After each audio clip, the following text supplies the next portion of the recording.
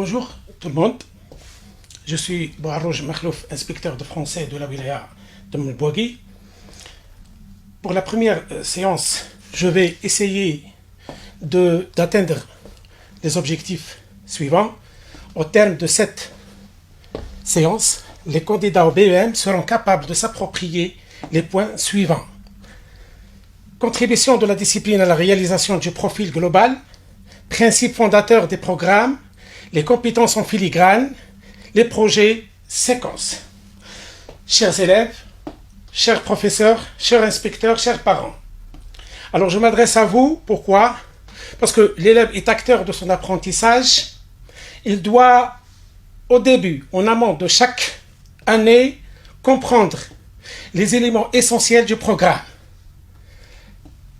Comme premier point, la contribution de la discipline FLE à la réalisation du profil global. Ainsi, l'enseignement du français, dans le cycle d'enseignement du français, contribue à la réalisation du profil global de l'enseignement moyen dans les trois domaines. Domaine de la formation de la personnalité de l'adolescent. Premier domaine. Deuxième domaine, les compétences transversales. Troisième domaine, les connaissances. Vous savez très bien, chers collègues, chers professeurs, qu'aujourd'hui, dans les nouveaux programmes, la fiche pédagogique doit prendre en charge les 3 points essentiels. Dans le choix des valeurs, le choix des compétences transversales et les connaissances. Commençons d'abord par les valeurs. Les valeurs essentielles contenues dans le programme. Parlons bien sûr de l'identité, la conscience nationale. L'élève maintenant doit prendre conscience de son identité, de son algérianité, son histoire, sa culture, son patrimoine. Ensuite, la citoyenneté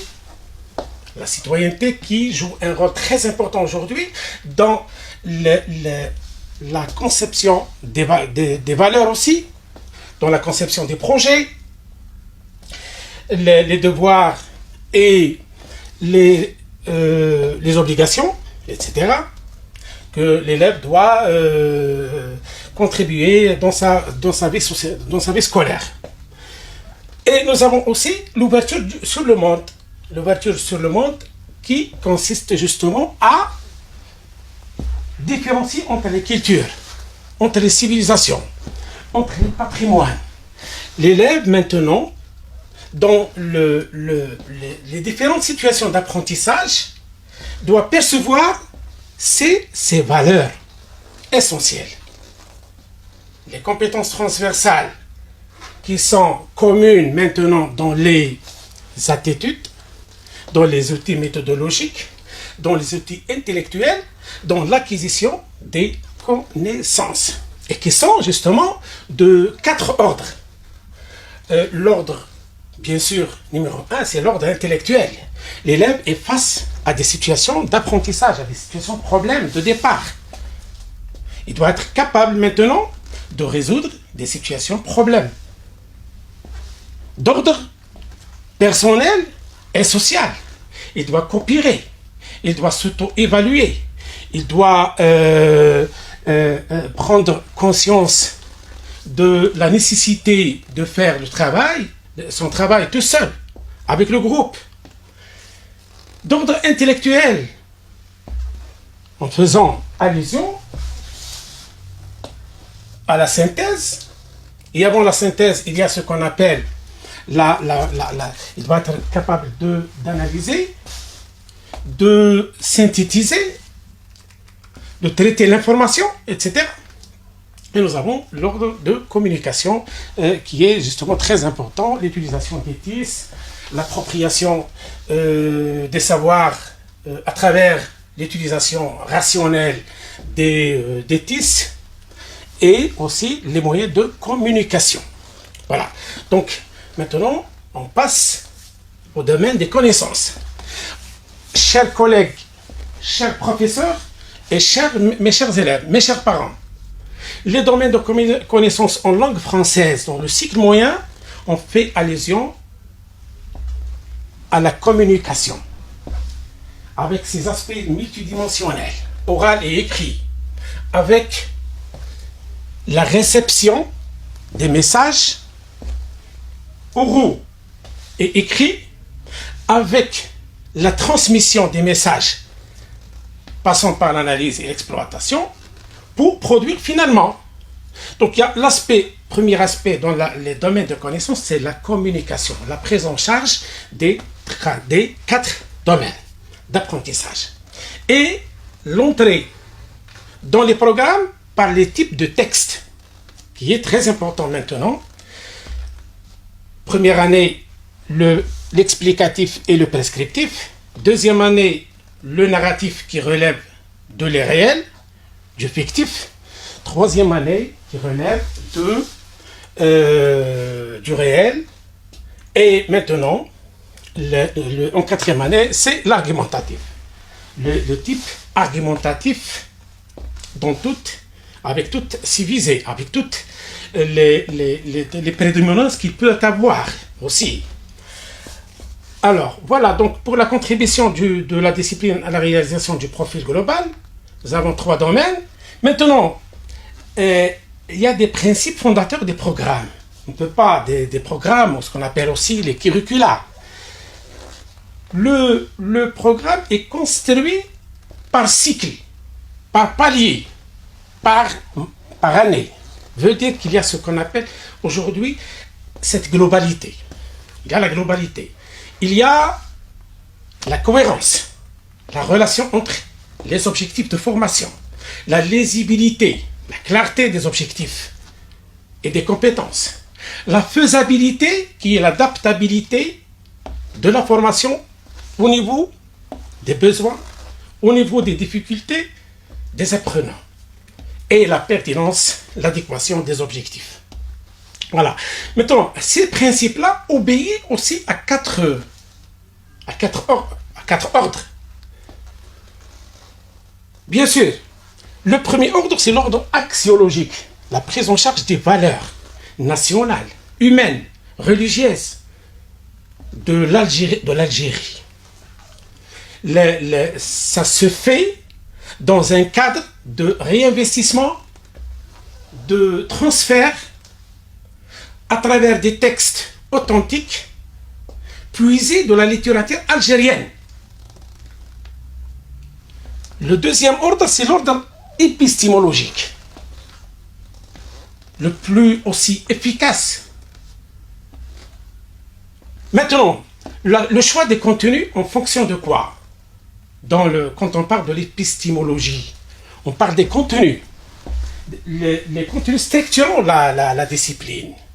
Ces contenus obéissent en quelque sorte à l'âge, au stade de l'apprenant, à l'âge mental de l'apprenant.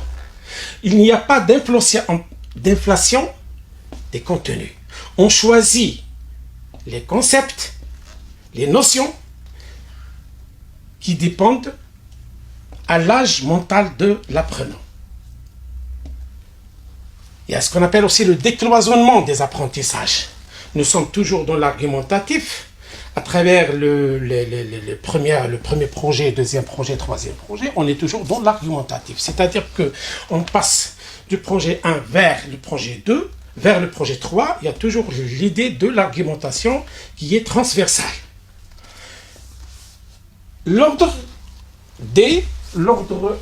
pédagogique, méthodologique et didactique, bien sûr. Lorsqu'on parle de la pédagogie, on parle de la faisabilité des cours avec les élèves, la relation. Comment les élèves vont concevoir cet apprentissage, de quelle façon, de quelle manière, etc. C'est-à-dire là, on fait allusion à la méthode, à la démarche, aux phases d'apprentissage, aux activités d'apprentissage, à la méthode préconisée dans les programmes qui est l'approche par les compétences. au modèle d'apprentissage qui est le socio-constructivisme, à la démarche qui est la résolution de situations problèmes, à la transversalité des apprentissages par la mise en place de la conception curriculaire entre les programmes disciplinaires et l'évaluation par la situation d'intégration. Maintenant, pour arriver à ça, on parle des compétences en filigrane. La première compétence, c'est la compétence globale. Vous savez ça, tous, que la compétence globale prend en charge le contexte, les domaines, les valeurs, les compétences transversales, l'issue de le contexte d'apprentissage. Maintenant, la compétence en quatrième année, la compétence globale, l'élève sera capable de comprendre et de produire en utilisant les valeurs, en s'appuyant sur les compétences transversales, des textes argumentatifs en adéquation avec la situation de communication. Bien sûr. Pour ce faire, il y a ce qu'on appelle les compétences terminales. Ces compétences terminales, c'est un savoir agir. Le savoir agir. On ne travaille pas de compétences aujourd'hui. L'élève sera capable de comprendre et produire à l'oral et à l'écrit un texte argumentatif. Des textes argumentatifs. La compétence terminale maintenant se développe de la manière suivante. Partant des situations de départ, ensuite l'apprentissage des ressources, ensuite l'apprentissage de la mobilisation et l'apprentissage de l'intégration ou de l'évaluation.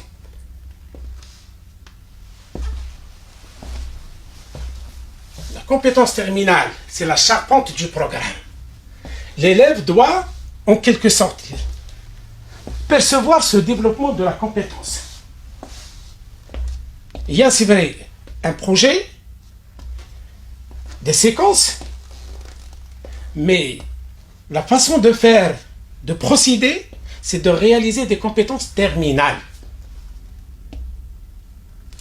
avec des composantes.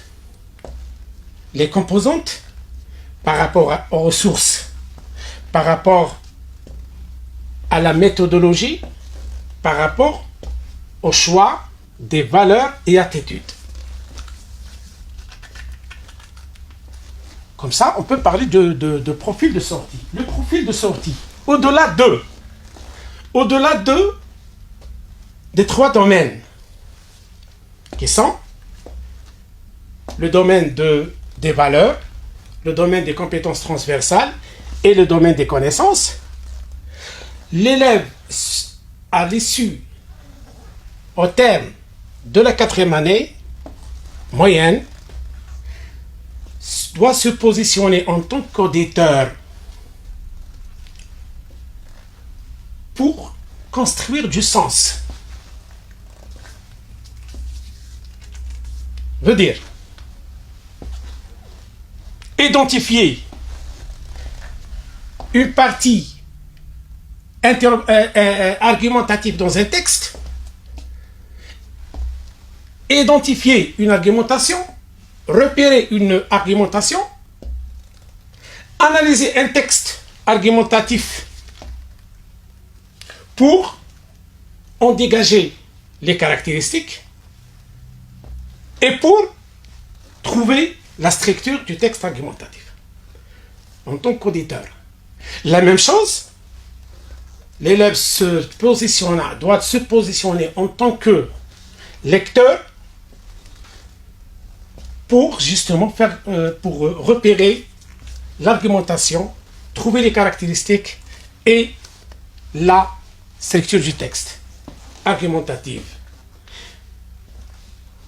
En production de l'oral, l'élève doit se positionner en tant que locuteur pour s'exprimer, pour prendre la parole, pour formuler une argumentation, pour reformuler une argumentation Et là, je précise, chers collègues, chers élèves, chers parents, que dans la production de l'oral, l'élève doit prendre la parole pour justement reformuler une argumentation,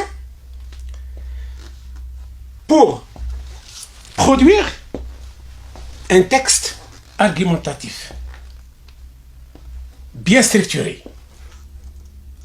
La même chose pour le quatrième profil à l'écrit production, c'est-à-dire que l'élève doit se positionner en tant que scripteur pour écrire, pour produire du sens, pour produire une argumentation avec justement toutes ces visées. Voilà pour le profil. Et là, lorsqu'on arrive justement à la classe de quatrième année moyenne, l'élève, en tant qu'acteur de son apprentissage, il est confronté pour l'année d'exercice de la quatrième année à trois projets. Projet 1, projet 2, projet 3. Alors, je parle justement du projet 1, intitulé, le projet 1, avec son intitulé et avec la compétence terminale qu'on doit atteindre tout au long de ce parcours, du premier trimestre.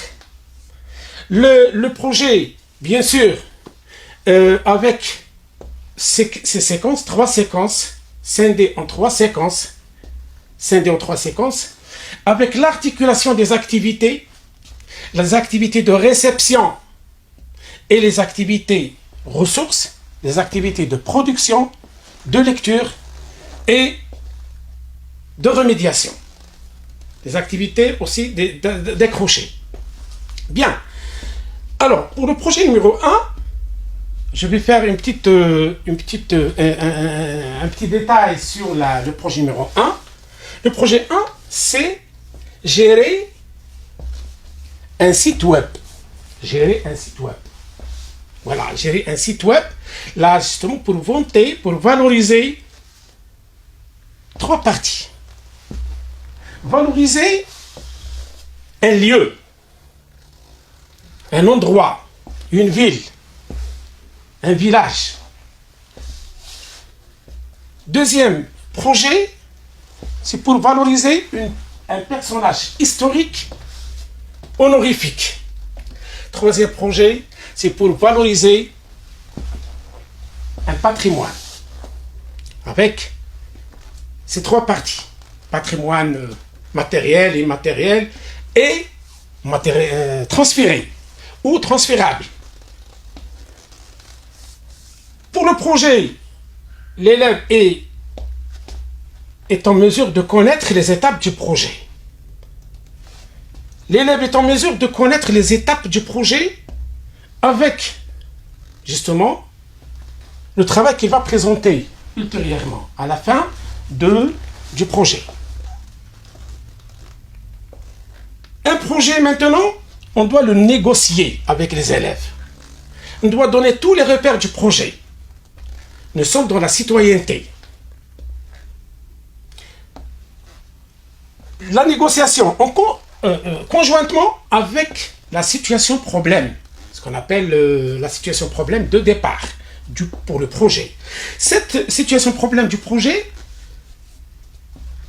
elle est là face aux élèves, pas pour les apprentissages, pas pour réaliser des apprentissages, pour voir les conditions, les circonstances, les hypothèses à faire avec les élèves. C'est un travail qui se fait en groupe. Donc là, nous sommes en quelque sorte dans les 4 C. Nous sommes dans la créativité, nous sommes dans l'esprit critique, la communication avec les élèves et l'esprit coopératif.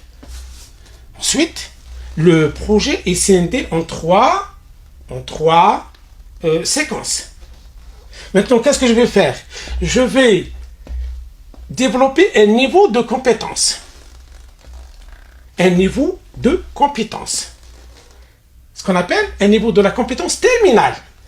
Les mêmes les mêmes composantes. Situation de départ, acquisition des ressources, l'acquisition des ressources, des compétences, des notions, des concepts, etc., des structures, la mobilisation des ressources et l'intégration des composantes. Voilà, on fait attention à ça. Au terme de son apprentissage, de l'élève, dans chaque apprentissage de ressources, l'élève doit passer par des étapes, des phases d'apprentissage, des activités, ce qu'on appelle structurelles, et des activités fonctionnelles. Les activités structurelles, parlons des activités d'entraînement, et les activités fonctionnelles, ce sont des phases d'apprentissage. Voilà. Je vous remercie pour votre attention.